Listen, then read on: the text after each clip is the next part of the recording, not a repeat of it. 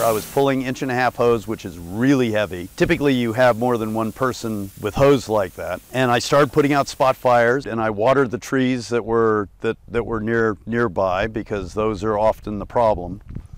And I thought it was all right. And then there was a fire on the second floor, and I got another ladder, and I pulled the hose up, and and at that point, all right, not a problem. And then it got very smoky, and the climate changed, and I found myself in the middle of a firestorm, and I couldn't breathe, and I went back over to my place of shelter in this rock just to get a breath. And at that moment, I sat there and I thought, wow, this is how it happens. This is like when you're stranded on the top of the mountain and you just decide to go to sleep. It was a lot of work, and it was really hard. I was completely surrounded, and there was no airdrops, nothing. And I'm sitting on the rock, and I look down and I see a dead rat with his legs up in the air right in front of me.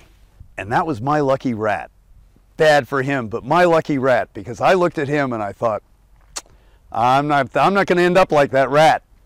And I jumped up, grabbed my hose again, and I fought the fire until I had no more water. I got into my car, I started down the road. I couldn't see, my corneas were burned. I drove down the road to a certain point, not very far. There's fire on both sides, big cloud of smoke. And I thought, I don't know what's on the other side of that smoke. I see flame. So I could barely see to do it, but I backed up the road knowing that I was backing up into area that had burned and I'd be safe. I was convinced that my dad was dead, 100%, but I would not leave the bottom of the hill. I could not leave the bottom of the hill. Every car that came by, every single person that came by, I was stopping them, and every one of them said, no, Sparky has not come down. Eventually, my dad came down the hill, and I was really pissed at him.